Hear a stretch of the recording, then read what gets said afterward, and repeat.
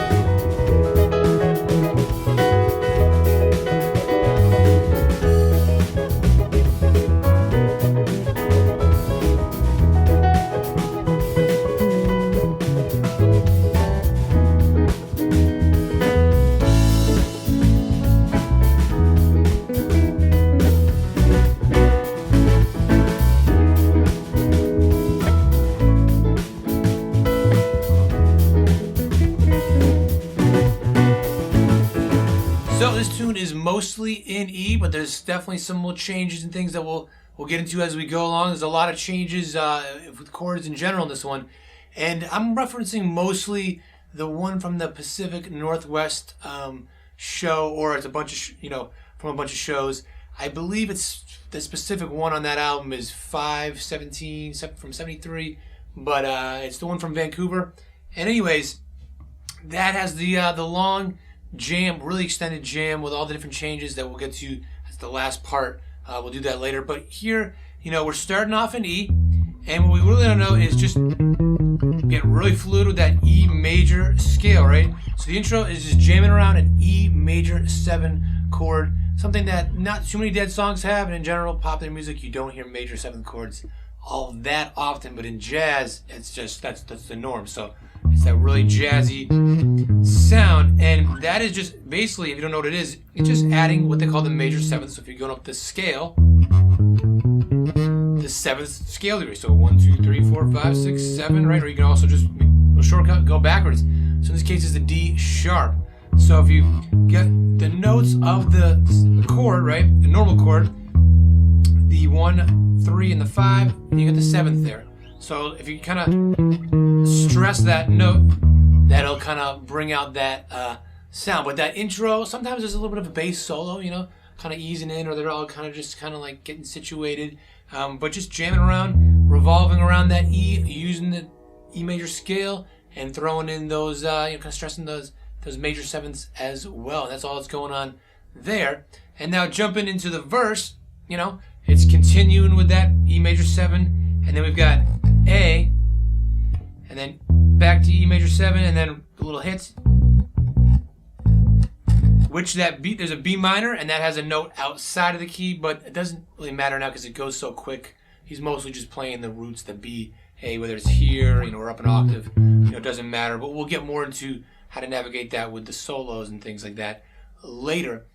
Now, I have the chords for the guitar tabbed out here rather than bass. Normally I chart it out with bass tabs on this, but it's really, there's not like a distinct way that Phil would play this. It would just be one of those ones that's just kind of like really going with the flow. And I thought it'd be actually useful if you're mostly a bass player to be looking at the guitar chords and you can actually see the notes on there. So it's all the same thing except you got a couple extra strings. But if you just ignore the top two, so if you're looking at that right there, you've got just the lowest one. There you go. There's your E, right? So you could just stop right there and look at the next one. There's a 5th fret, the A, and things like that.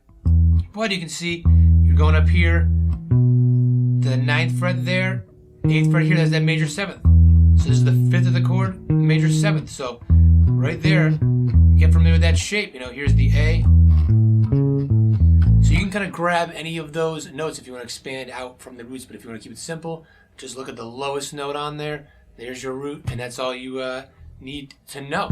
But let's check out the pre-chorus and see what's going on there.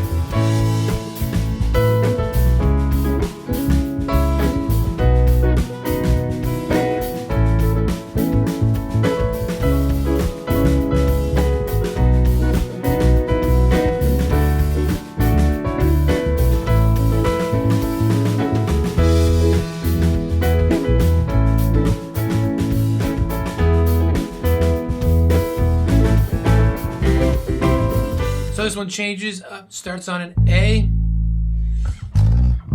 Goes to C sharp minor, B, A, then C sharp minor, B, and then D outside of the key. So you kind of notice how that jumps up, and then A, kind of resting on that E for just a moment, A, back to E, and then real quick hits here.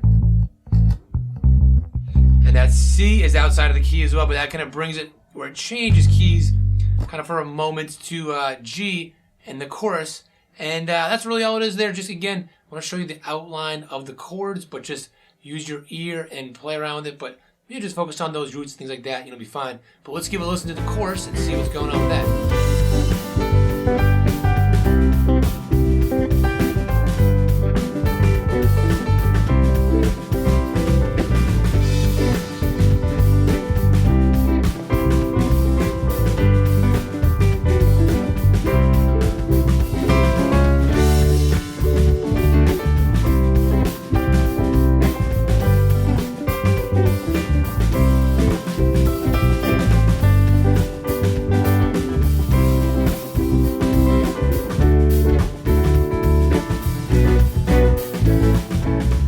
Chorus now we're rocking in G, and it's just going from G to C. Again, you can do it here, here, here.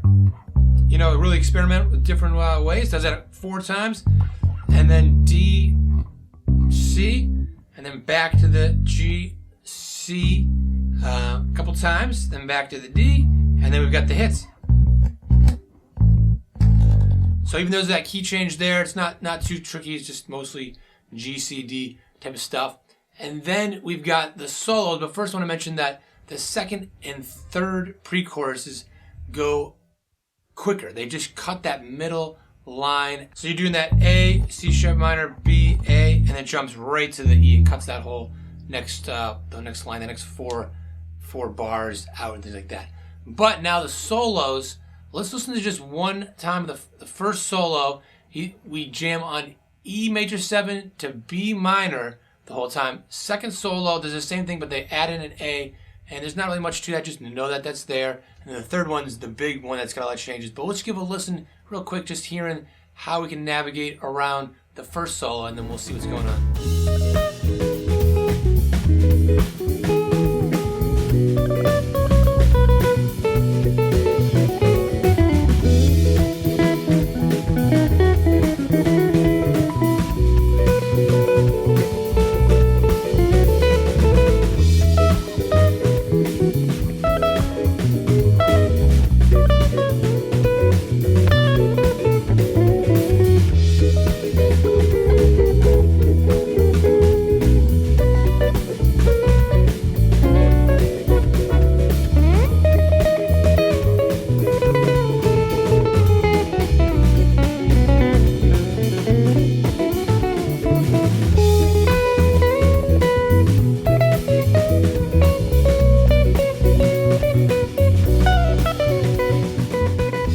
So one way to think of it is you're going along, you got again E major 7, whole E major scale, right? You're going along, you use pentatonics, things like that, and then it gets to the B minor.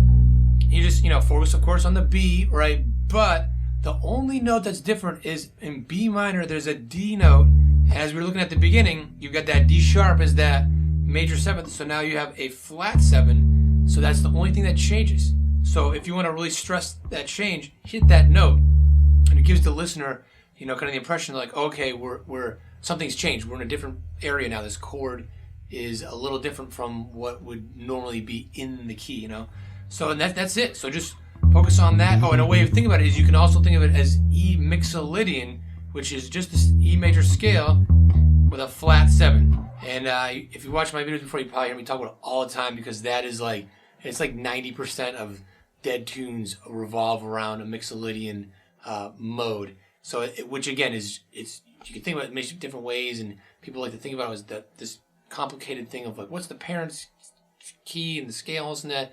Just think of it as a flat 7. That's all it is, flat 7. There's that D, and then that gives you, there's the B, that B minor, and that's it. So the second time it happens, it's the same thing, but then it goes B minor just one measure and then moves real quick to the A. So you can just get that A, and it goes right back to the E.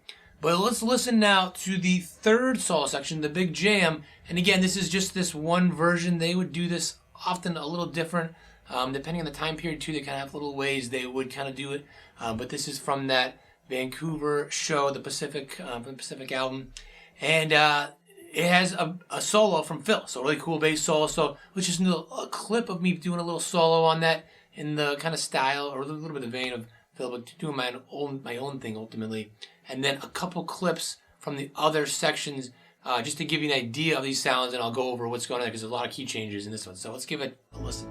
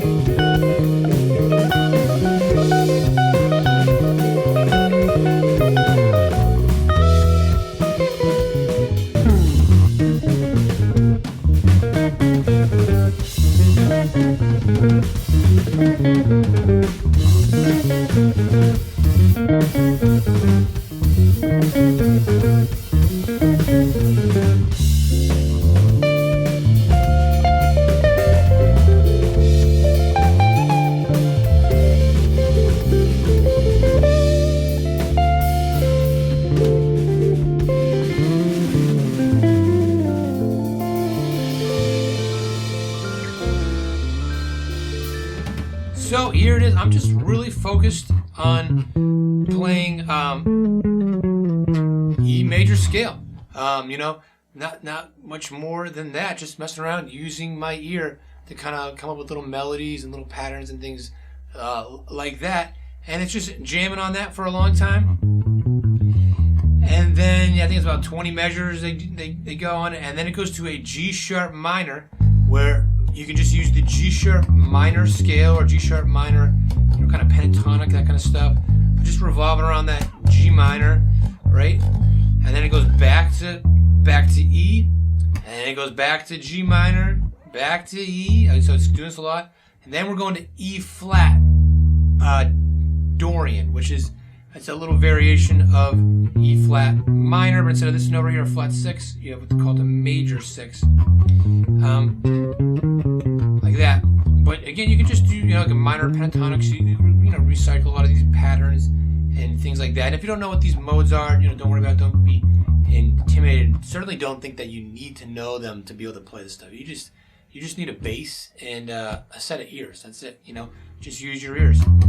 And then you're going back to the before you go back up there, there's a diminished thing. This is where it gets really weird. It's like a little bit of tease of that Slipknot style. And you can just simply get the arpeggio, and this is just going 3 notes, 3 frets. If you do it all on 1 string. But if you do your ear, you can... Oops, right there, yeah. stress that stuff, starting, on that E flat again, and then it goes back to the E major, back to E flat during. It's just going all over the place. And then you get this little riff right here going.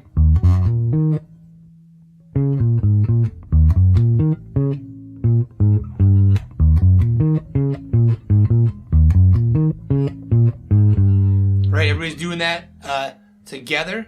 Then it goes to a D Dorian. Oh goodness, like so many things here. So same thing as the E flat, just 1 fret lower. Then it does the riff again. It does that whole thing kind of 3 times of the riff. Everybody together, jams out into that D minor, the D Dorian, which is over a D minor chord, and then does that whole thing 3 times, and then ends it. And that's it. So there's a lot to that, obviously. But just take it, real slow. Just take it one section at a time and really try to memorize it if you don't know the tune, and just really stick to the roots. You don't need to know all these modes, and if it's all new to you, it's tough to figure out and make sense of all that stuff. And that's not the purpose of this video, to give like a masterclass on modes or things like that. But just to give you some framework of what's going on in the tune, and some framework of how to kind of navigate through it, and maybe get your own sound, maybe sound a little bit like Phil, whatever you want to do with it. But hopefully that helps. Have fun with it, and if you want to check out another Grateful Dead bass lesson, check out one of the videos over here in this playlist, and have fun with it, and I'll see you in the next videos.